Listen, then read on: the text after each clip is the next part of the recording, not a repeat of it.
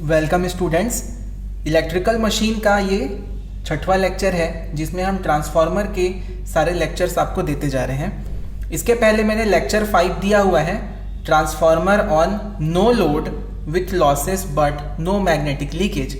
उसका लिंक आपको I button पर मिल जाएगा, तो आप वो आई बटन पर जा करके देख लीजिए। उसके बाद इस वीडियो लेक्चर को कंटिन्यू करिए। तो इस लेक्चर में हम देखने वाले हैं transformer on load with losses but no magnetic leakage. अब हम ट्रांसफार्मर पर लोड कनेक्ट करके देखने वाले हैं। पिछले लेक्चर में हमने देखा था कि हमने क्या कनेक्ट किया हुआ था, वहां पर सेकेंडरी को ओपन रखा था, कोई भी लोड कनेक्ट नहीं किया था और फेजर डायग्राम भी बनाया था, कुछ न्यूमेरिकल भी किए थे, उसका ऑनलाइन टेस्ट भी हुआ था। अब हम इसमें देखेंगे transformer on load with losses but no magnetic leakage. यहाँ पर मैंने इस तरह से डायग्राम भी बनाए हुए हैं और इसमें मैं आपको बताते जाऊंगा कि किस तरीके से क्या क्या प्रोसेसेस उसके अंदर होते हैं। और हम रजिस्टिव लोड, इंडक्टिव लोड और कैपेसिटिव लोड तीनों को यहाँ पर स्टडी करने वाले हैं। जनरली स्टूडेंट्स के दिमाग में एक बात होती है जो हमने शुरू से पढ़ रखा है कि जो नो लोड लॉसेस हैं, no load core loss, no load loss, ठीक है, या कोर लॉस, जो लॉसेस होती हैं ये हमेशा क्या होती है, कांस्टेंट होती है। कांस्टेंट हमेशा कहने का मतलब कि नो लोड कंडीशन में भी कांस्टेंट होंगी, अंडर नो लोड कंडीशन भी क्या होगी, नो लोड कंडीशन भी कांस्टेंट होगी एंड लोड कंडीशन भी कांस्टेंट होती है। दोनों ही कंडीशन में जो कोर लॉस है या नो लोड लॉस है, दोनों ही क्या होते हैं, कांस्टेंट होते हैं। तो इस वीडियो लेक्चर को पूरा देखने के बाद आपको इसका भी आंसर मिल जाएगा और हम साथ में ये भी समझेंगे कि लोड पे क्या होता है ट्रांसफार्मर में। तो चलिए इस वीडियो लेक्चर को शुरू करते हैं। मैंने यहाँ पर 4 ट्रांसफार्मर लिए हुए हैं जिसमें मैं सीक्वेंस के साथ जो लोड है उसको कनेक्ट करूँगा और देखेंगे कि क्या क्या उसमें फिनोमेना होते हैं। तो चलिए सबसे पहले मैं हमारा जो ट्रांसफार्मर है इसमें मैंने AC सप्लाई कनेक्ट कर दी है और उसका जो वोल्टेज है applied voltage that is V1। ऐसा करने पर इस सर्किट में प्राइमरी वाइंडिंग में करंट फ्लो होता है, उस करंट को मैं बोलता हूँ I0। I0 कहने का मतलब है कि जो I0 है वो हमारा क्या है, नो लोड करंट। मैं यहाँ पर लिख देता हूँ I0 क्या है, हमारा नो लोड करंट है।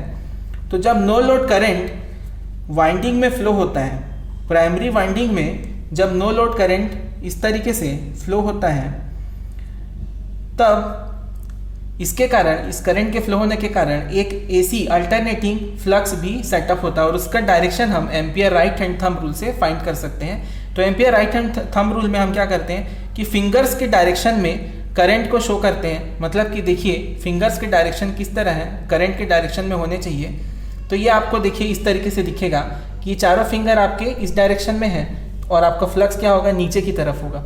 मतलब कि जो फ्लक्स का डायरेक्शन है कोर के अंदर, वो फ्लक्स का डायरेक्शन आपका इस तरीके से होगा। मतलब कि आपका ये एंटी क्लॉकवाइज डायरेक्शन में फ्लक्स सेटअप होगा।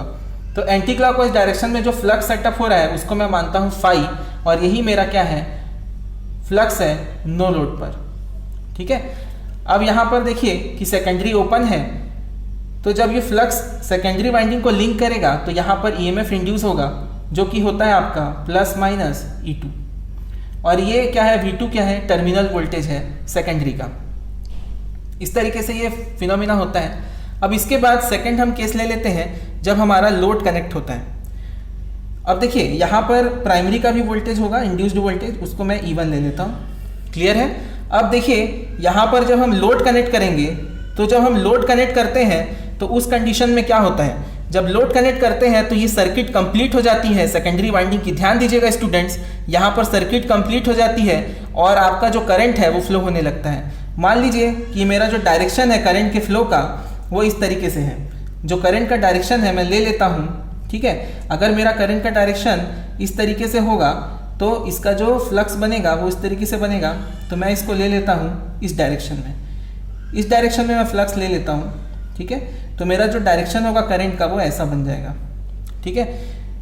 ये मैं मान लेता हूँ कि ये E2 वोल्टेज हो गया और इसका करंट का डायरेक्शन ऐसा हो गया। तो यहाँ पर एक करंट आता है, उसको बोलेंगे I2, और I2 क्या है, मेरा सेकेंडरी करंट है। तो उसको भी मैं यहाँ पे नोट कर लेता हूँ कि I2 मेरा क्या है, सेकेंडरी लोड करंट है, सेकेंडरी लोड करंट है। ये सभी यूनिट एम्पियर होगा इसका। अब देखिए जब यहाँ पर करंट फ्लो होगा I2, तो जब यहाँ पे करंट फ्लो होगा तो यहाँ पर क्या बनेगा, एक फ्लक्स बनेगा, अल्टरनेटिंग फ्लक्स यहाँ पर सेटअप होगा। तो अब देखिए ampere right hand thumb rule का उपयोग करना है और ये 4 उंगलियों को आपको करंट की दिशा में रखना है। तो देखिए वो इस तरीके से मुड़ जाएंगे, उंगलियां ऐसी मुड़ जाएंगी और आपका जो थंब है वो डायरेक्शन बताएगा फ्लक्स का। तो फ्लक्स का जो डायरेक्शन है इस कंडीशन में फ्लक्स का डायरेक्शन कैसा हो जाएगा, इस तरीके से हो जाएगा। तो जो फ्लक्स का डायरेक्शन है आपका किस डायरेक्शन में हो जाता है, ये एंटी क्लॉकवाइज डायरेक्शन में बन जाता है। ठीक है, ये क्या हो जाता है, एंटी क्लॉकवाइज डायरेक्शन में बन जाता है। तो ध्यान दीजिए जो हमारा पहले का जो फ्लक्स था φ0, ये भी किस डायरेक्शन में बना हुआ है, ये भी एंटी क्लॉकवाइज डायरेक्शन में ही बना हुआ है। तो ये φ और ये जो φ2 है, अभी इसमें φ2 आया और ये φ हुआ, दोनों एक दूसरे को सपोर्ट करते हैं क्योंकि सेम डायरेक्शन में होते हैं।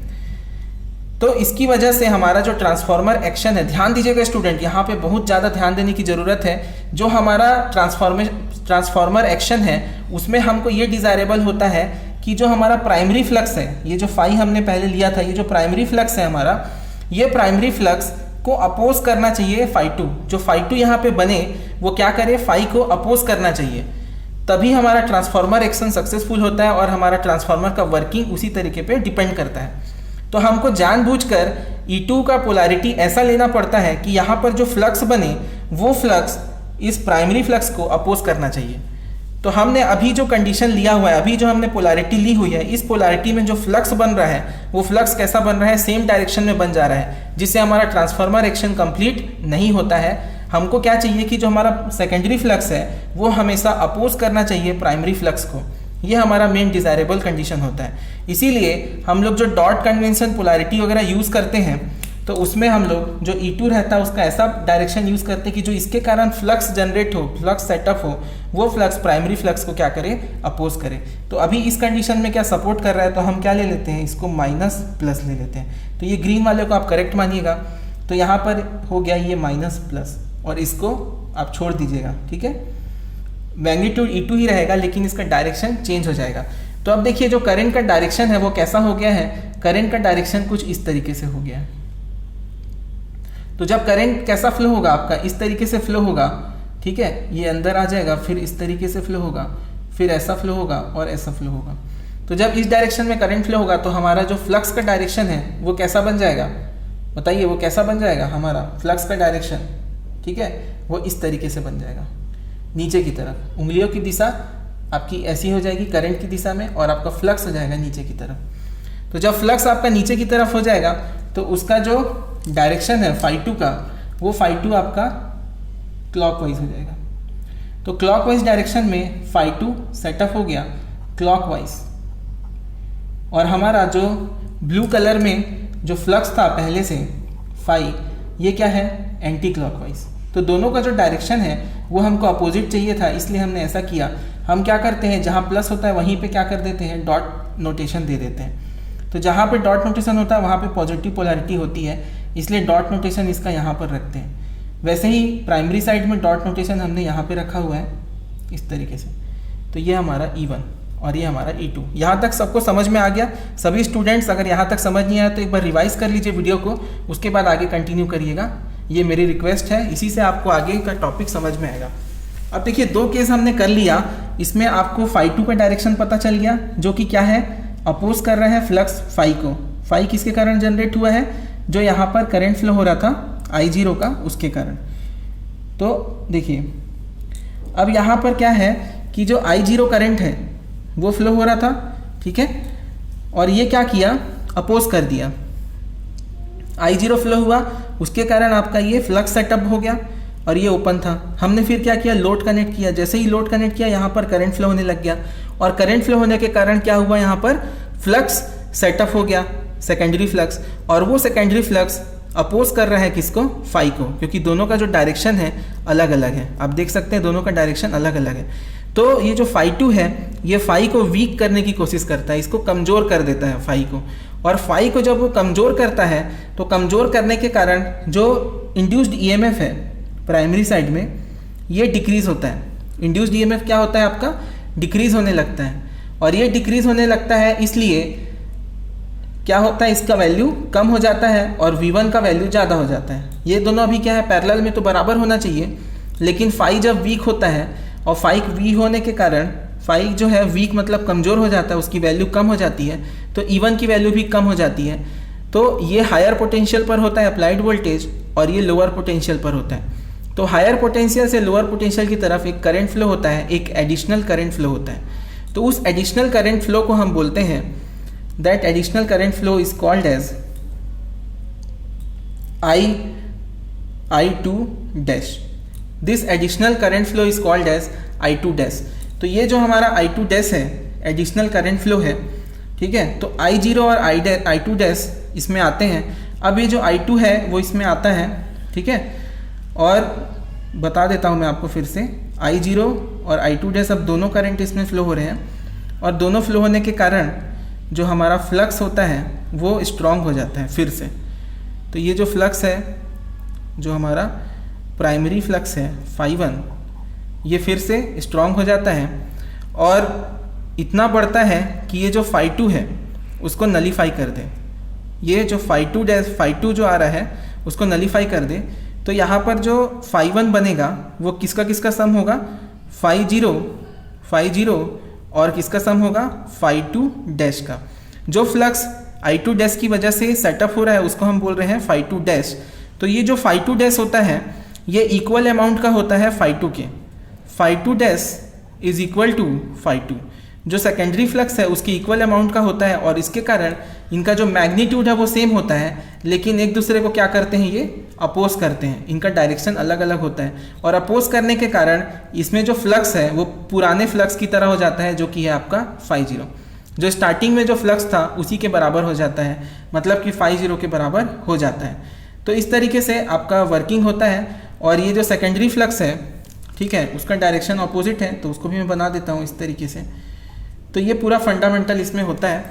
अब देखिए जो करंट है आपका I0 और I2 डैश, ये दोनों जो करंट है ये दोनों सम होकर के आपको क्या देंगे, प्राइमरी करंट I1 देते हैं।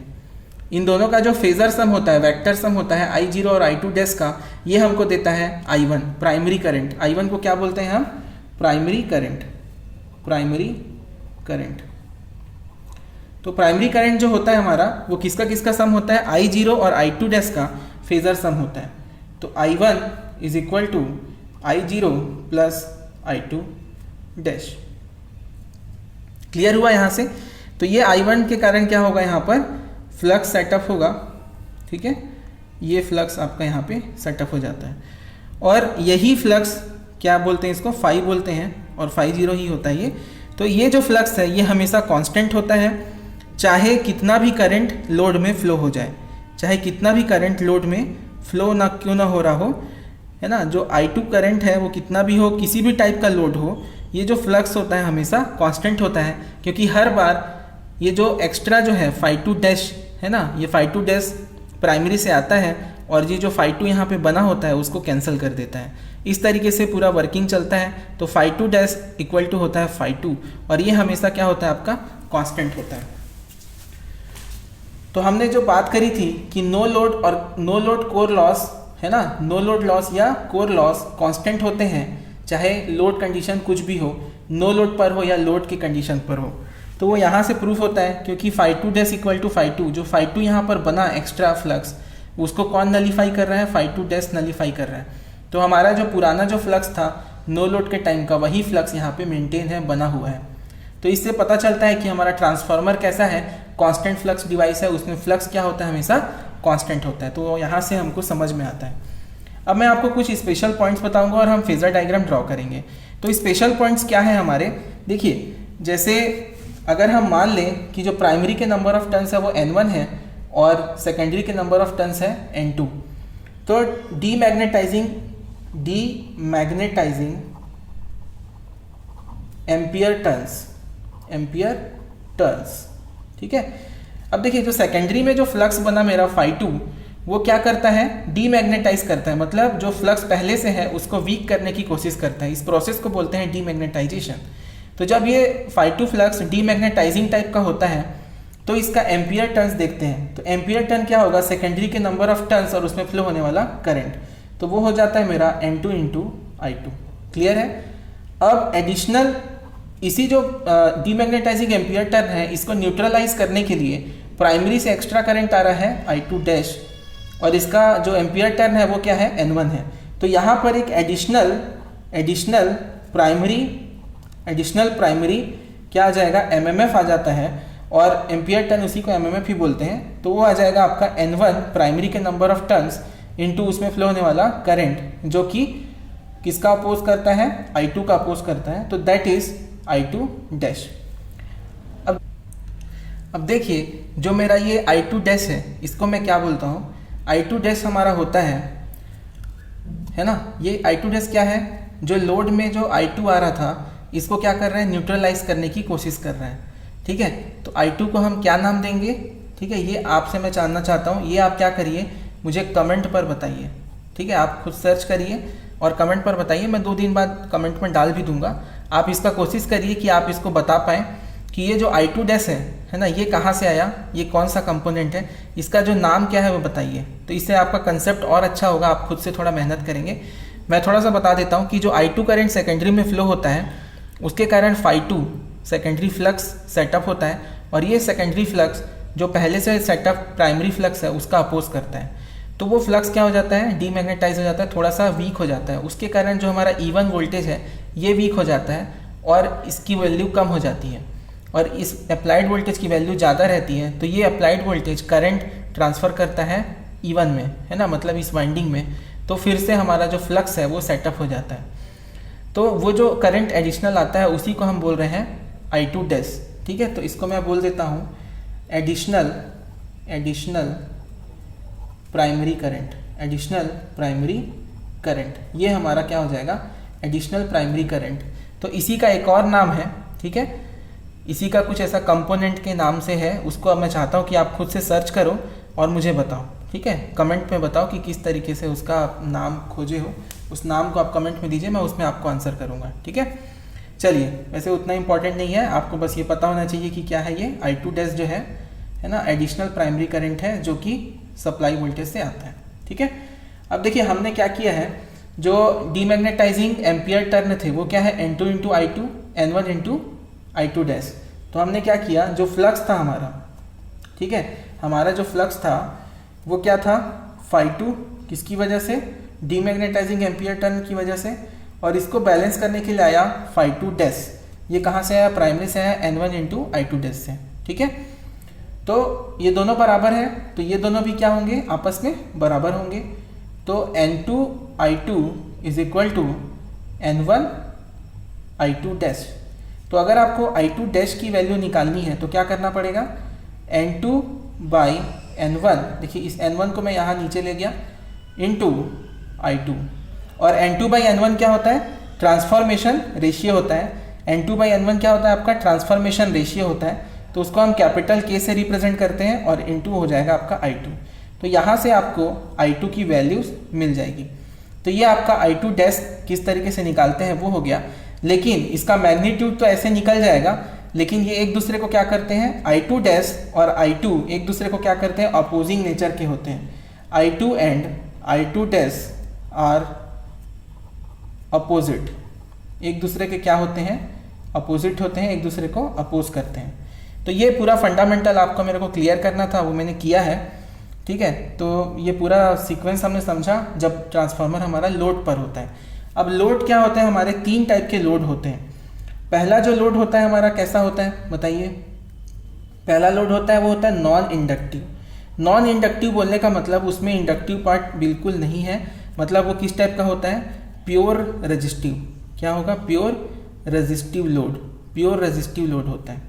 दूसरा जो टाइप है हमारा वो होता है इंडक्टिव लोड। क्या होता है, इंडक्टिव लोड, जिसमें टोटल इंडक्टेंस होता है, ठीक है, और कुछ रेजिस्टेंस भी होता है। ठीक है, और तीसरा होता है कैपेसिटिव लोड, कैपेसिटिव लोड।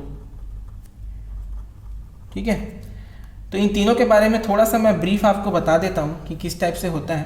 ठीक है। जो रजिस्टिव लोड होता है उसमें वोल्टेज और करंट के बीच जो एंगल होता है वो 0 डिग्री होता है, मतलब इन फेज होते हैं। इंडक्टिव लोड में जो वोल्टेज होता है वो लीड करता है आई से, ठीक है, 90 डिग्री अगर प्योर है, और अगर 90 डिग्री अगर प्योर नहीं है, कुछ रेजिस्टेंस है, तो लेस देन 90 होता है, ठीक है। वैसे ही कैपेसिटिव में जो करंट होता है वो लीड करता है वोल्टेज से, और वोल्टेज से लीड करने के कारण जो इसके बीच का जो एंगल होता है वो 90 डिग्री से लीड करता है, या फिर इससे कम अगर रेजिस्टेंस भी मिला हुआ है लोड में तब। तो चलिए अपन अब देख लेते हैं हमारा फेजर डायग्राम किस तरीके से ड्रॉ होगा तीनों के लिए। तो सबसे पहले मैं ले लेता हूँ हमारा रजिस्टिव लोड को, ठीक है। तो phasor diagram for resistive load या नॉन इंडक्टिव लोड और नॉन इंडक्टिव लोड। देखिए इसमें सबसे पहले हम ले लेते हैं हमारा फ्लक्स फाई, ठीक है, जो कांस्टेंट होता है। अब फ्लक्स के बाद देखते हैं कि क्या क्या चीज़ें आ सकती हैं। तो फ्लक्स के बाद आपको पता है कि E1 और E2 हम ड्रॉ करते हैं। मान लीजिए ये हमारा E1 है और ये हमने E2 ड्रॉ कर लिया है, ठीक है। और इसके जस्ट अपोजिट में क्या होता है V1। इतनी चीज़ हमने आइडियल ट्रांसफार्मर में सीख रखी है, इतना तो हम ड्रॉ कर ही लेंगे, ठीक है। इसके बाद का जो ड्रॉ करना है आपको उसमें थोड़ा दिमाग लगाना है, ठीक है। अब दूसरा क्या है कि इस तरीके से हमने ड्रॉ कर लिया। अब आपका जो करंट था वो क्या हो गया, फ्लो हो रहा था, जो वो है आपका I0। मान लीजिए इस तरीके से आपका I0 करंट है वो फ्लो हो रहा है, ठीक है। ये I0 किसके साथ नहीं है, फाई के साथ नहीं है। मैंने बताया था इसके दो कंपोनेंट होते हैं, एक वर्किंग कंपोनेंट होता है और एक मैग्नेटाइजिंग कंपोनेंट, तो वो हमने किया हुआ था, ठीक है। और इनके बीच का जो एंगल होता है, ठीक है, ये वाला एंगल V1 और I0 के बीच का एंगल वो है आपका φ0। और φ0 को हम कहते हैं, φ0 क्या कहते हैं, no load primary power factor angle, no load primary power factor angle कहते हैं।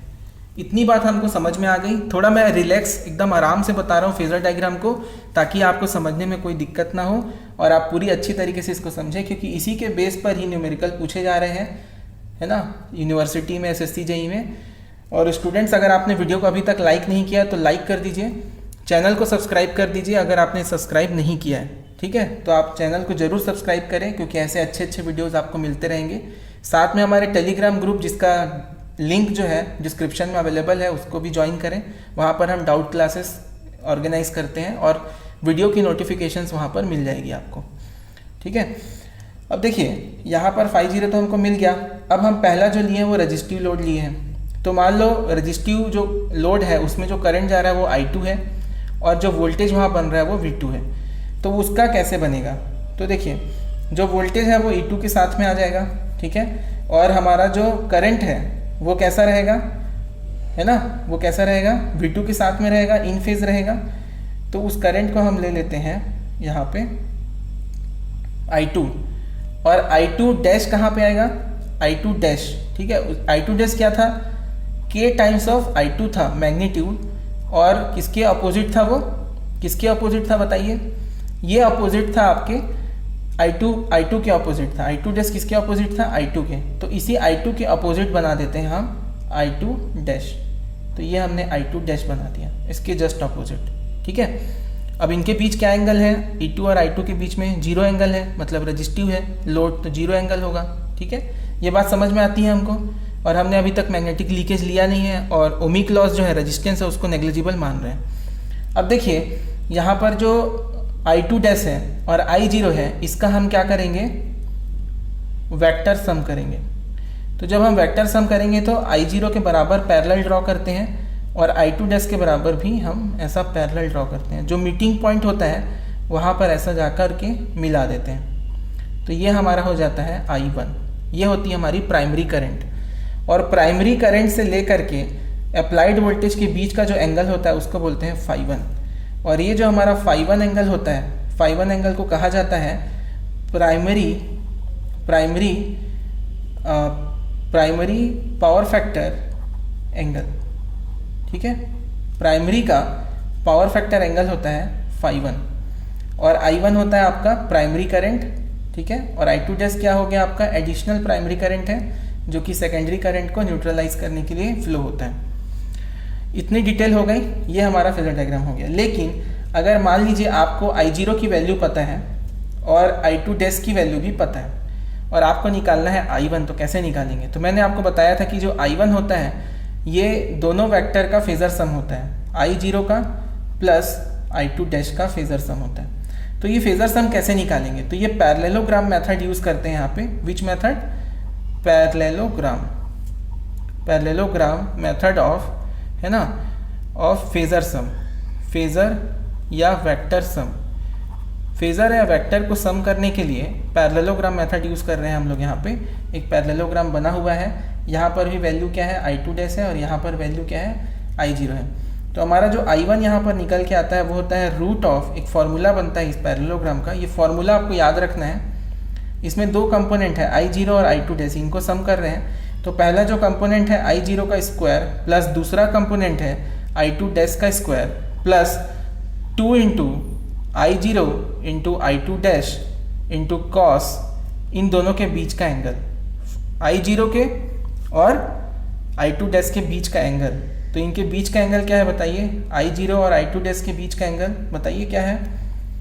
ये I2 डैश है आपका और ये I0 है, ठीक है। तो इसके बीच का एंगल क्या है बताइए? अभी क्या है आपका, φ0 है। इस केस में क्या है, φ0, क्योंकि आपका I2 डैश किसके साथ है, V1 के साथ है। लेकिन अगर लैगिंग और लीडिंग की बात करें तो ये इसके साथ नहीं होता, ये अलग होता है। तो इसका कुछ एक अपन नाम रख देते हैं, है ना। तो इसका हम लोग नाम रख देंगे, अभी तो φ0 में लिख देता हूँ, बाद में इसका नाम देखते हैं। तो ये फॉर्मूला होता है प्राइमरी करंट कैलकुलेट करने का, प्राइमरी करंट। इस तरीके से प्राइमरी करंट कैलकुलेट की जाती है। समझ में आई बात? ये phasor diagram for resistive non inductive load. तो ये हमारा कंप्लीट होता है। इसके बाद हम नेक्स्ट देखते हैं phasor diagram when load is inductive. Phasor diagram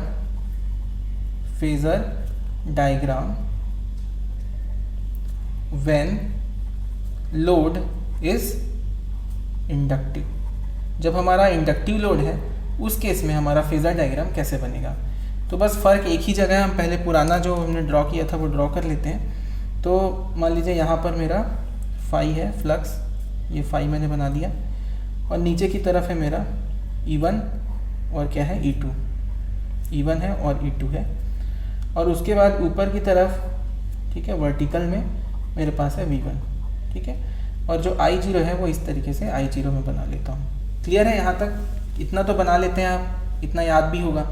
अब इसके बाद जब इंडक्टिव लोड होता है तो उसमें मान लो V2 वोल्टेज है और क्या है, I2 करंट है, ठीक है। तो ये जो I2 करंट है ये कैसा बनेगा? तो I2 करंट आपका बनेगा, E2 से आप एंगल ले लीजिए। अभी ये अपन मैग्नेटिक लीकेज और रेजिस्टेंस का जो ड्रॉप है वो सब अभी नहीं देख रहे हैं, अभी हम सिंपल समझ रहे हैं, ठीक है। तो हम E2 से ले लेते हैं एंगल। तो E2 से जब आप एंगल लेंगे तो लैगिंग में क्या होता है, जो करंट I2 होगा वो पीछे होगा वोल्टेज से, है ना। तो ये पीछे मतलब एंटी क्लॉकवाइज डायरेक्शन में पीछे होना, मतलब इधर आएगा। तो ये I2 आपका मान लीजिए इस तरीके से आ जाता है, ये आपका I2 है। और ये जो एंगल आएगा इसको बोलते हैं हम लोग φ2। जो रेजिस्टेंस की कंडीशन में, अगर रेजिस्टिव लोड है तो उसकी कंडीशन में ये जो एंगल यहाँ पर आ नहीं रहा था, ठीक है, ये एंगल इन दोनों के बीच का, I2 और E2 के बीच का जो एंगल है, वैसे तो I2 और V2 के बीच होता है, लेकिन अभी अपन वो केस को कंसिडर नहीं किए हैं ड्रॉप वाले। तो ड्रॉप वाले केस को कंसिडर नहीं किए हैं, इसलिए हम I2 और E2 के बीच देख रहे हैं। तो ये जो एंगल होता है ये φ2 होता है और ये 0 था, ठीक है, किसके लिए, रेजिस्टिव के लिए। लेकिन यही एंगल इंडक्टिव के लिए, है ना, यही एंगल इंडक्टिव के लिए हम लोग देख रहे हैं वो होता है φ2, ठीक है। अब इसी I2 को आप क्या करिए, एक्सटेंड कर दीजिए पीछे I2 डैश निकालने के लिए। तो ये इसी के अपोजिट एक्सटेंड हो जाता है और ये आपका बन जाता है I2 डैश। अब जो आपका I0 है और I2 डैश है, इसके बीच आपका बन जाएगा एक फेजर डायग्राम, ठीक है। इसको पैरेलल, इसके I0 के पैरेलल एक्सटेंड कर दिए और इसको एक्सटेंड कर देते हैं I2 डैश के पैरेलल। तो एक जो मीटिंग पॉइंट मिलेगा उसमें अपन मिला देते हैं, ये होगा आपका I1, ये होता है प्राइमरी करंट, ठीक है। अब इसमें आपको समझ में आएगा, अगर आपको यहाँ I1 निकालना है, ठीक है, तो पहले मैं आपको बता दूँ, ये वाला जो एंगल है आपका V1 से I0 का, ये आपका है φ0 और I1 से V1 का जो एंगल होता है ये है आपका φ1, ठीक है। पहले ही बता चुका हूँ φ0 क्या बोलते हैं, φ1 क्या बोलते हैं। φ0 है हमारा no load power factor angle और φ1 है on load primary power factor angle, ठीक है। तो ये φ1 है और ये φ0 है। और I0 और I2 के बीच का एंगल, I0 और I2 के बीच का एंगल क्या होगा, ठीक है। I0 और I2 डैश के बीच का जो एंगल है उसको हम मान लेते हैं फाई, क्या मान ले बताइए, क्या मान सकते हैं अपन, 2 0 है ना, 2 डैश 0 है तो इसको I20 मान लेते हैं, चलो ऐसा मान लेते हैं I20। तो ये जो I20 है ये हमारे फॉर्मूले में आएगा। तो हमारा जो I1 निकलेगा वो आएगा रूट ऑफ I0 का स्क्वायर प्लस I2 डैश का square plus 2 into I0 into I2 dash into cos φ20। इस तरीके से हमारा प्राइमरी करंट का ये पैरेललोग्राम मेथड से सम निकल जाता है। तो ये हमारा प्राइमरी करंट होता है, उसका मैग्नीट्यूड होता है एक्चुअल में। तो ये इसका यूनिट होगा एम्पियर में। इस तरीके से हम इसको कैलकुलेट कर सकते हैं। तो ये हमारा है लैगिंग लोड के लिए, इसको लैगिंग लोड भी कहा जाता है क्योंकि इसका जो पावर फैक्टर होता है वो लैगिंग होता है। तो अगर आपको सेकेंडरी साइड का पावर फैक्टर दिया है तो उसको आप क्या बोलोगे, cos φ2, ये होता है पावर फैक्टर ऑफ सेकेंडरी। लेकिन रजिस्टिव लोड के केस में जो हमने पहले देखा था, रजिस्टिव लोड के केस में जो cos φ2 होता है वो हो जाएगा cos 0 डिग्री और उसकी वजह से वैल्यू आती है 1। तो ये क्या होता है, हमेशा यूनिटी होता है, ये बात आपको ध्यान रखनी है। और इंडक्टिव लोड में कुछ वैल्यू होगी और वो होता है लैगिंग, ठीक है। लैगिंग कहने का मतलब है कि जो आपका करंट है I2 lags V2 by φ2 angle, इसका मतलब ये है। चलिए अब देख लेते हैं phasor diagram when load is capacitive. Phasor diagram when load is capacitive. जब आपका कैपेसिटिव लोड है उस समय पर फेजर डायग्राम आपका कैसा बनेगा। तो पहले की तरह हम जो स्टेप्स हैं वो फॉलो कर लेते हैं। फ्लक्स ड्रॉ कर लिया, फिर हमने E1 ड्रॉ कर लिया है, फिर हमने E2 को ड्रॉ कर लिया, उसके ऊपर हमने देखा है ना, उसके ऊपर हमने V1 ड्रॉ कर लिया, ठीक है। तो इस तरीके से हमारा पहले वाला सेक्शन कंप्लीट हो जाता है। अब इसके बाद जो I0 है वो हम ले लेते हैं, ये हमारा I0 हो गया। लेकिन जब एक कैपेसिटिव होता है, कैपेसिटिव में I का क्या होता है, लीड करता है। I सेकेंडरी की बात करें अगर हम, तो सेकेंडरी में जो I2 करंट होगा, लोड से होकर फ्लो होने वाला current, that will lead V2, जो वोल्टेज होगा सेकेंडरी का उससे क्या करेगा, ये लीड करेगा बाई φ2 एंगल। तो एंटी क्लॉकवाइज डायरेक्शन में अगर आप देखो तो लीड करेगा तो I2 क्या होगा, E2 के आगे आएगा। देखिए V2 को हम अभी क्या मान रहे हैं, E2, क्योंकि अभी जो वोल्टेज ड्रॉप्स होते हैं ट्रांसफार्मर में उसको हमने कंसीडर नहीं किया है। तो देखिए E2 से हम बना लेंगे एंगल φ2। तो इस तरीके से हम I2 ड्रॉ कर लेते हैं और इनके बीच का जो एंगल है ये मान लेते हैं हम क्या है, φ2 है। और इनके बीच का जो एंगल है वो क्या मान लेते हैं, φ1। क्लियर है, V1 और I0 के बीच का φ1 नहीं φ0 है ये, ठीक है। अब इसका अपोजिट ड्रॉ करिए, इसका अपोजिट ड्रॉ करते हैं हम लोग। ये इसका अपोजिट ड्रॉ हो गया, I2 डैश बन गया इसका, ठीक है। ये हो गया आपका I2 डैश। यहाँ पर I2 डैश हमने ड्रॉ कर लिया है। अब इनका जो पैरेललोग्राम मेथड से हमको कैलकुलेट करना है, ठीक है, I1, तो उसके लिए क्या करना पड़ेगा, I0 के पैरेलल इसको ड्रॉ करिए, ठीक है। तो ये आपका इस तरीके से ड्रॉ हो जाएगा और उसके बाद I0 से I2 के पैरेलल ड्रॉ करिए ऐसा। तो जो मीटिंग पॉइंट बना, ये मीटिंग पॉइंट आपको क्या देगा, I1 देगा ऐसा, ये I1 देगा। और जो आपका एंगल बन रहा है कहाँ से, V1 से I1 तक का, ये आपको φ1 देगा। ये φ1 एंगल होगा और ये क्या हो गया नीचे φ2, ठीक है। तो ये भी क्या हो सकता है, φ2 हो सकता है। उतना मैं कॉम्प्लेक्स नहीं करता क्योंकि यहाँ पे काफ़ी आपको समझने में दिक्कत हो सकती है।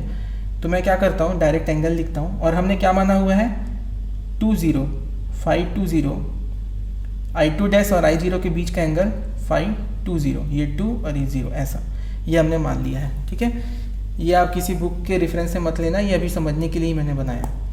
तो हमारा जो I1 करंट हो जाएगा ये हो जाएगा √I0² प्लस I1 की जगह क्या है I2 डैश का whole square plus 2 into I0 into I2 dash into cos phi20। Clear हुआ?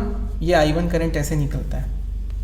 ठीक है, तो इस तरीके से ये हमारा प्राइमरी करंट निकल जाएगा। और हमारा जो पावर फैक्टर एंगल्स हैं, जैसे phi1 है तो ये क्या है primary power factor angle, phi2 क्या है सेकेंडरी पावर फैक्टर एंगल, या इसी को बोलते हैं लोड पावर फैक्टर एंगल। ठीक है, उसके बाद आपका आ जाता है क्या आएगा phi0, इसको बोलते हैं no load power factor angle. ठीक है, इस तरीके से आपका मैंने क्या क्या एक्सप्लेन कर दिया है, कैपेसिटिव एक्सप्लेन कर दिया, साथ में मैंने आपको इंडक्टिव भी एक्सप्लेन कर दिया है, इंडक्टिव का फेजर डायग्राम, और ठीक है नॉन इंडक्टिव मतलब कि रजिस्टिव का भी फेजर डायग्राम हमने पढ़ लिया। चलिए अब हम कुछ न्यूमेरिकल कर लेते हैं, क्योंकि न्यूमेरिकल बनाने से ही हमारा कंसेप्ट है वो बहुत अच्छा होता है। तो मैंने एक क्वेश्चन दिया हुआ है, हमारे काम का है क्वेश्चन, इसको हम फेजर डायग्राम के माध्यम से सॉल्व करेंगे। तो वीडियो को पूरा देखना है, बीच में नहीं छोड़ना है। ठीक है, ताकि आपका पूरा कंसेप्ट बने, और नोट बनाते जाना है वीडियो के साथ साथ। A single phase transformer, question बोला है a single phase transformer with A ratio of 440/110 volt. ठीक है, रेशियो दिया हुआ है, मतलब इससे हम क्या निकाल सकते हैं, हमारा ट्रांसफॉर्मेशन रेशियो निकाल सकते हैं। वो क्या हो जाएगा 110/440, मतलब कि 1/4 हमारा क्या आ गया transformation ratio. Takes a no load current of 5 ampere. तो नो लोड करंट को किससे रिप्रेजेंट करते हैं I0 से, कितना आ जाएगा आपका 5 एम्पियर आ जाएगा। At power factor 0.2। अब देखिए नो लोड के टाइम पे करंट और पावर फैक्टर बता रहा है, तो ये क्या पावर फैक्टर होगा, नो लोड होगा। देखिए हमारे पास ना कितने टाइप के पावर फैक्टर होंगे लोड कंडीशन में, 3। एक होगा आपका cos phi0, इसको बोलेंगे हम लोग नो लोड पावर फैक्टर। ठीक है, और क्या होगा cos phi1 होगा, इसको बोलेंगे प्राइमरी पावर फैक्टर। ठीक है, और एक होगा cos phi2, इसको बोलेंगे हम लोग सेकेंडरी पावर फैक्टर या फिर लोड पावर फैक्टर। इस तरीके से 3 टाइप के पावर फैक्टर होंगे इसमें। तो हमको अभी क्या लिखना है, 0.2 पावर फैक्टर लिखा है, तो उसको हम क्या ले रहे हैं cos phi0 is equal to 0.2। Clear है? लैगिंग बोला है तो हम यहाँ पे लैग लिख लेते हैं, इससे और समझ में आएगा। लैग लिखने का मतलब है कि जो करंट है वो वोल्टेज से लैग कर रहा है, मतलब V0 जो है I0 है लैग्स कि क्या V1 अप्लाइड वोल्टेज। ठीक है, अप्लाइड वोल्टेज को लैग कर रहा है। क्लियर, समझ में आया यहाँ तक? If the secondary supplies a current of 120 ampere, मतलब सेकेंडरी का जो करंट है वो क्या दे दिया है 120 एम्पियर दे दिया है। At a power factor of 0.8 lagging, मतलब सेकेंडरी का पावर फैक्टर दिया है cos phi2 0.8 लैगिंग। लैगिंग का मतलब क्या समझते हैं हम लोग, जो I2 करंट होगा लैग करेगा। जैसे लैगिंग मतलब करंट जो हमेशा करंट के रिफरेंस में समझिए, लैगिंग मतलब करंट लैग कर रहा है और लीडिंग मतलब करंट लीड कर रहा है। ठीक है, इसमें अगर पावर फैक्टर के वैल्यू के साथ लीड और लैग लिखा है तो उसका समझने का बता रहा हूँ। तो यहाँ पर I2 लैग क्या आ जाएगा आपका V2, और अभी केस में होगा E2। ठीक है, ये सब आपका डेटा हो गया जो क्वेश्चन में दिया हुआ है यहाँ तक। इसके बाद बोला है question estimate the current taken by the primary. Estimate the current taken by the primary मतलब हमको फाइंड करना है, फाइंड I1। हमको क्या फाइंड करना है, I1 निकालना है। ठीक है, तो चलिए लैगिंग लोड है, इंडक्टिव लोड है, तो इसके लिए हम लोग जो हमने डायग्राम बनाया था वो कंसीडर कर लेते हैं। चलिए मैं बना देता हूँ फिर से इसका डायग्राम, है ना। तो इसके डायग्राम में क्या था हमारा, सबसे पहले रेफरेंस में क्या था, फ्लक्स था, और नीचे क्या था हमारा E1 E2 था। तो मैं सिर्फ अभी E2 बनाता हूँ, ज़्यादा क्लियर समझ में आएगा। और उसके बाद हमारा क्या था I2 था, और इसका एंगल क्या था phi2। और ऊपर की तरफ V1, यहाँ पर उसका क्या था I0, जिसका एंगल क्या था φ0, ठीक है, ये एंगल क्या था आपका φ0, और इसी का हमने अपोजिट ड्रॉ किया था I2 डैश, और I2 डैश और I0 के जो पैरेललोग्राम मेथड से हमने किया सॉल्व फेजर सम, तो ये हमारा आया I1, तो हमको ये I1 निकालना है, ठीक है, और जो वैल्यूज़ दी हुई है उनका यूज़ करना है। तो जो I1 निकलेगा हमारा, उसका जो फॉर्मूला हमने लिखा हुआ था क्या था, root of I2 dash square plus I0 square plus 2 into I0 I2 dash into cos phi. अब देखिए इन दोनों के बीच 2 I2 डैश और 0 के बीच का एंगल हम क्या माने हैं, φ20 माने हैं, तो यहाँ पर मैं लिख देता हूँ φ20, बस अपने समझने के लिए, ठीक है, इसका कोई मतलब मत निकालना। अब हमको क्या क्या चाहिए, तो हमको पहले φ2 का वैल्यू चाहिए, I0 का वैल्यू चाहिए, और क्या चाहिए φ20 का वैल्यू चाहिए, तभी हम इसको सॉल्व कर सकते हैं, ठीक है। तो हम समझ लेते हैं पहले कि किस तरीके से ये वैल्यूज़ को कैलकुलेट करेंगे। तो देखिए I2 डैश का जो फॉर्मूला है, आप वीडियो में अभी मैंने बताया है, I2 डैश कैसे निकलेगा, K इंटू I2, और K क्या है आपका ट्रांसफॉर्मेशन रेशियो, उसकी वैल्यू क्या दी हुई है 1/4, तो 1/4 ले लीजिए, और I2 का वैल्यू क्या दिया हुआ है 120 एम्पियर दिया हुआ है, तो इसको सॉल्व करेंगे तो आपके पास आ जाएगा 30 एम्पियर। ये समझ में आया आपको, I2 डैश की वैल्यू निकल गई हमारी, तो I2 डैश हमारा क्या आ गया 30 एम्पियर, ये हमको वैल्यू मिल गई I2 डैश की 30 एम्पियर। इसके बाद और कौन सा टर्म है हमारे पास, I0 है, तो I0 हमको गिवन है क्वेश्चन में, ठीक है, तो वो कितना है हमारा I0 इक्वल टू 5 एम्पियर, ये भी गिवन है। अब इसमें और क्या चाहिए हमको चाहिए φ20, क्या चाहिए φ20, मतलब I2 डैश और I0 के बीच का एंगल चाहिए, ठीक है। तो ये एंगल हम कैसे निकालेंगे, ये एंगल निकालेंगे हम किस तरीके से, वो सोचिए कि जब हम इस एंगल को कैलकुलेट करेंगे तो क्या करना पड़ेगा हमको, ये वाला जो एंगल है, ठीक है, φ20, ये एंगल हम कैसे कैलकुलेट करेंगे, angle between I0 and I2 dash, मतलब I0 और I2 डैश के बीच का एंगल है, ठीक है।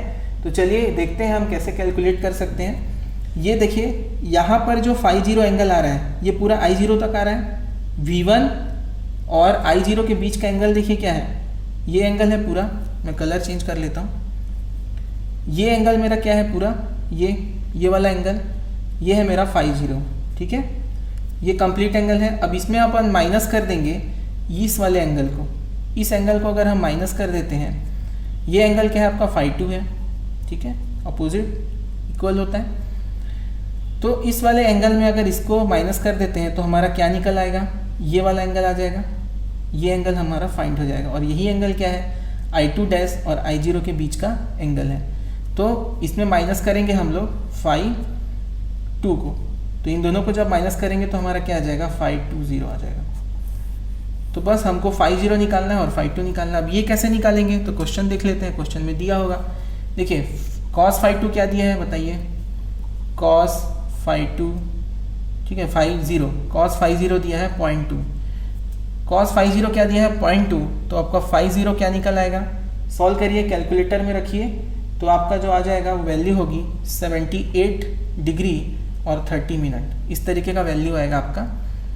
उसके बाद नेक्स्ट cos φ2 कितना है आपका 0.8 है, तो 0.8 रखिए, आपका φ2 एंगल आ जाएगा, कितना आ रहा है बताइए एंगल 36 डिग्री और 54 मिनट। अब इन दोनों एंगल को आप इस वैल्यू में रखिए, इस इक्वेशन में रखिए और सॉल्व करिए, तो आपका जो φ20 है वो आ जाएगा 78 degree 30 minute minus 36 degree 54 minute, और जब आप इन दोनों को माइनस करेंगे तो आपके पास आ जाएगा 41 डिग्री और साथ में आएगा आपके पास 36 मिनट। इस तरीके से आपका सॉल्यूशन आएगा। कैलकुलेटर आप यूज़ कर सकते हैं।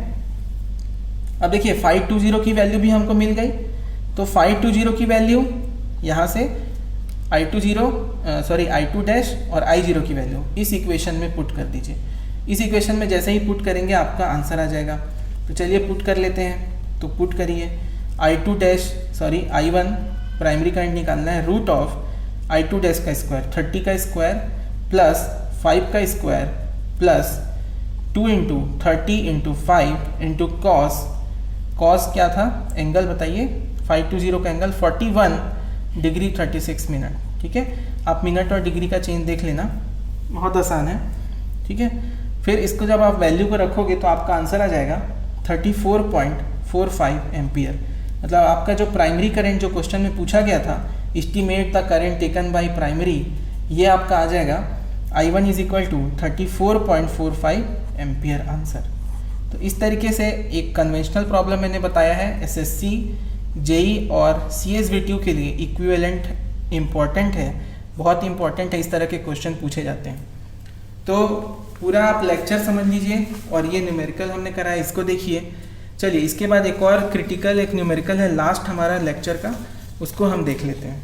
तो आपको क्वेश्चन पढ़ना है, पहले क्वेश्चन देखिए क्या लिखा है क्वेश्चन में। A transformer has a primary winding of 800 turns, मतलब ट्रांसफॉर्मर की प्राइमरी वाइंडिंग में कितने टर्न है, 800 टर्न है, and a secondary winding of 200 turn, secondary winding में कितने टर्न है, 200 टर्न है।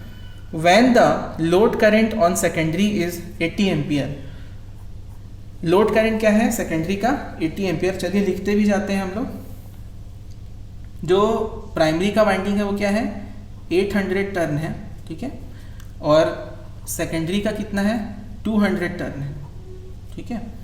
उसके बाद when the load current on secondary is 80 ampere, load current मतलब सेकेंडरी का करंट दिया हुआ है कितना 80 एम्पियर दिया हुआ है, at power factor 0.8 power factor lagging पर दिया हुआ है ना।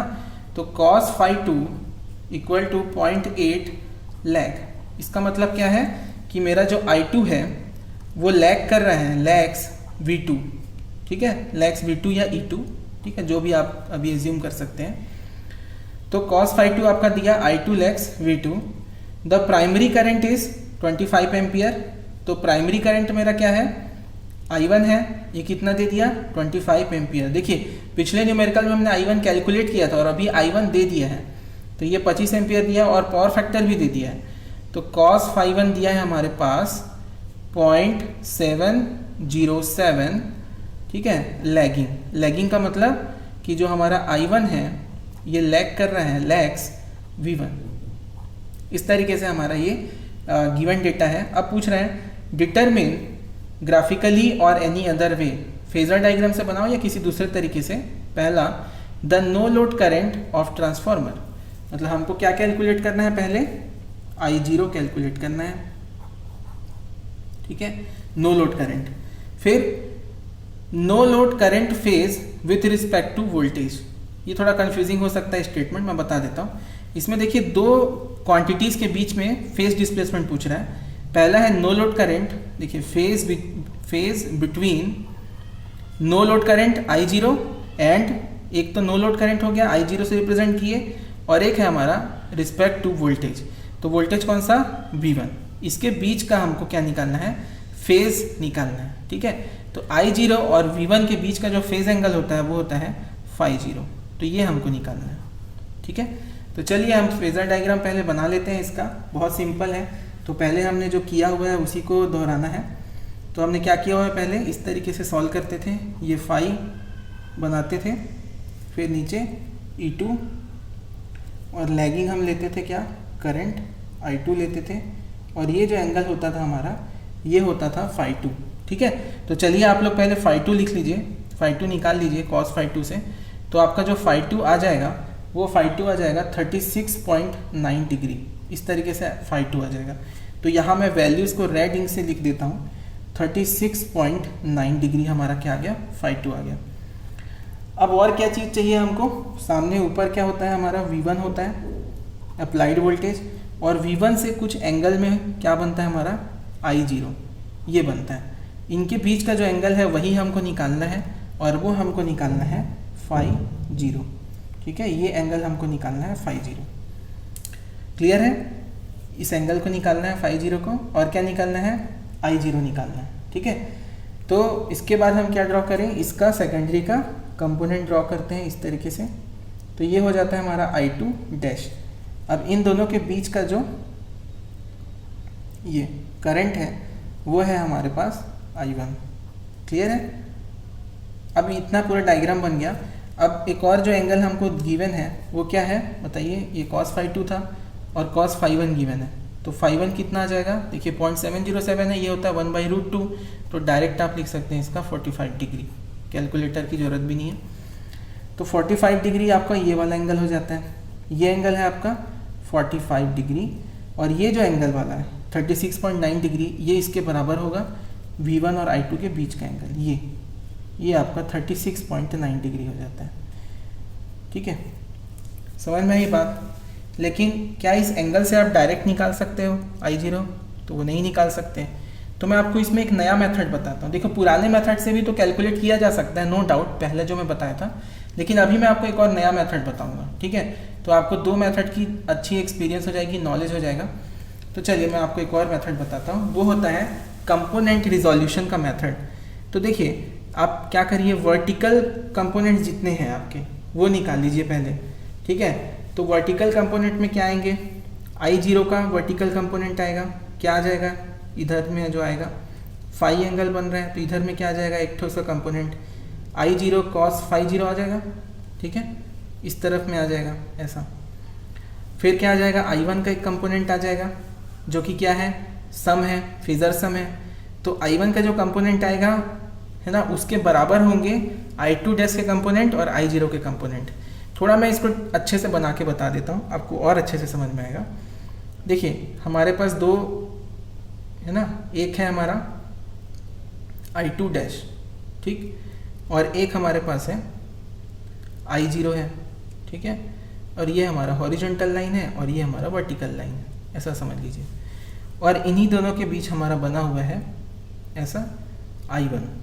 ठीक है, तो I2 डैश का जो रिजोल्यूशन होगा वो क्या क्या हो जाएगा, इधर आ जाएगा I2 डैश साइन फाई, ठीक है, I2 डैश साइन फाई 2 आ जाएगा, और क्या आ जाएगा इधर I0 का आ जाएगा I0 साइन फाई 0 आ जाएगा। क्लियर है, और इन दोनों का जो सम होगा, इन दोनों का जो सम होगा वो बराबर होगा I1 के, है ना, हॉरिजॉन्टल कंपोनेंट के, तो I1 साइन और उसका एंगल कितना है, फाई 1 एंगल है। समझ में आ रहा है ना, इसका एंगल क्या था, फाई 0 था, इसका एंगल क्या था, फाई 2 था, और इसका एंगल क्या है, फाई 1 है। ठीक है, इस तरीके से हम कर सकते हैं। वैसे ही वर्टिकल साइड में देख सकते हैं, वर्टिकल में क्या होगा, I0 cos phi 0 plus I2 dash cos phi 2 is equal to I1 cos phi 1। तो ये हमारे दो रिजोल्यूशन के द्वारा, कंपोनेंट रिजोल्यूशन के ट्रिक से हमारे दो ये इक्वेशंस बन जाते हैं। अब इन्हीं दो इक्वेशन से हमको सॉल्व करना है। ठीक है, तो मैं बताता हूँ किस तरीके से हम सॉल्व कर सकते हैं। तो सबसे पहले आप ले लीजिए ये वाला कंपोनेंट, इसको हम इक्वेशन 1 मानते हैं और इसको इक्वेशन 2 मानते हैं। देखिए ये थोड़ा सा लेंदी लग सकता है आपको, लेकिन मैं अभी समझा रहा हूँ इसलिए लेंदी लग रहा है, क्योंकि अगर आप खुद बनाएंगे तो बहुत आसान लगेगा आपको, तो ट्राई ज़रूर करिए। तो क्या हो जाएगा, पहला जो इक्वेशन लोगे तो पहला इक्वेशन क्या है, I0 cos phi 0 plus I2 dash cos phi 2 is equal to I1 cos phi 1। अब इसमें वैल्यूज़ रखिए, तो I0 निकालना है, इसको एज इट इज़ रहने दीजिए। तो क्या आ जाएगा, I0 cos फाई 0 की वैल्यू आ जाएगी I1 cos phi 1 minus I2 dash cos phi 2, इसकी वैल्यू रखिए। I1 की वैल्यू क्या है बताइए, 25 है, रख दीजिए। पावर फैक्टर कितना है, 0.707 माइनस I2 डैश कितना है बताइए। I2 डैश हमने अभी तक नहीं निकाला है कि निकाल लिया है, ठीक है, नहीं निकाला है। तो I2 डैश बहुत सिंपल है निकालना, देख लीजिए। I2 डैश अगर आपको निकालना है तो कैसे निकालेंगे, K इंटू I2। तो K का वैल्यू क्या है, K का वैल्यू क्या हो जाएगा बताइए, K होता है आपका N2/N1 200/800, तो क्या आ जाएगा 1/4। तो यहाँ पे आ जाएगा 1/4 इंटू I2 की वैल्यू क्या है 80, तो रखेंगे तो आ जाएगा आपके पास 20 एम्पियर। ठीक है, तो यहाँ पर रख दीजिए 20 इंटू cos फाई 2, उसकी वैल्यू क्या है 0.8। तो जब आप इसको सॉल्व करेंगे तो आपके पास आ जाएगा I0 cos phi zero is equal to I zero cos phi zero आपके पास आ जाएगा 1.675। आप कैलकुलेटर यूज़ कर लेना, तो ये वैल्यू आपकी आई जीरो कॉस फाई जीरो आ जाएगी। इसको आप मान लेना इक्वेशन 3, एकदम नया तरीका बता रहा हूँ, इक्वेशन 3 है। उसके बाद आप इस इक्वेशन 2 को कंसीडर करना।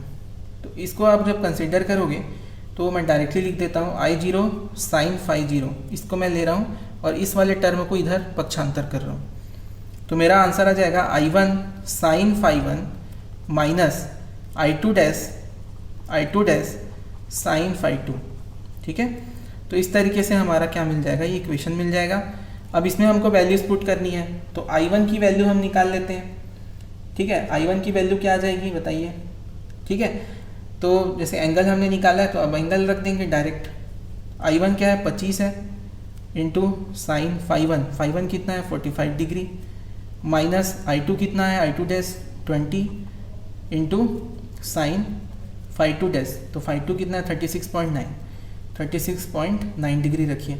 अब इसको आप सॉल्व करिए, तो आप जब सॉल्व करेंगे तो आपको मिलेगा आई जीरो साइन फाई जीरो। तो आई जीरो साइन फाई जीरो का जो वैल्यू आपके पास आ जाता है वो है 5.675। ये आपके पास वैल्यू आ जाएगी 5.675 एम्पियर। तो इसको हम मान लेते हैं इक्वेशन 4। अब इक्वेशन 3 और 4 को आप गौर करिए, अगर इनको आप डिवाइड कर दें, ठीक है, 4/3 कर दें, क्या कर दें 4/3 कर देते हैं। ठीक है, 4/3 कर देते हैं तो क्या मिलेगा हमको मिल जाएगा I zero sine phi zero divided by I zero cos phi zero. तो इसका हमको मिलेगा आई जीरो कैंसल और क्या मिल जाएगा 10 फाई जीरो इक्वल टू क्या मिलेगा 5.675 डिवाइडेड बाई 1.675। तो इस टाइप से हमको वैल्यू मिल जाएगी 10 फाई की। ठीक है, तो अब इस 10 फाई को हम सॉल्व करते हैं। मैं थोड़ी जगह बना लेता हूँ। तो अब हमको जो मिल गया है, ठीक है, एक ब्लैंक पेपर ले लिया जाए। चलिए इसको मैं ऐसे ही रखता हूँ और इसको पलट के हम सॉल्व करते हैं। ठीक है, तो हमारी जो वैल्यू आ गई है वो क्या आ गई है, इस तरीके से 10 फाई आ गई है। तो हम क्या करते हैं, अब 10 फाई जीरो ले लीजिए, क्या आएगा, जो भी वैल्यू यहाँ पर आएगा क्या आ जाएगा 5.675। आप कैलकुलेटर चला लीजिए, उसमें फटाफट वैल्यू आ जाएगी। इज इक्वल टू आपका एक वैल्यू आएगा 3.388। आप चेक कर लेना यही आ रहा है कि नहीं, मेरे से मिस्टेक भी हो सकती है। फिर फाई जीरो क्या आ जाएगा आपका 10 इनवर्स 3.388। आप इसको जैसे ही रखेंगे तो आपका फाई जीरो निकल जाएगा। तो आपका फाई जीरो यहाँ पर आ रहा है 73.3 डिग्री। आप चेक कर लीजिए कैलकुलेटर से यही आ रहा है कि नहीं।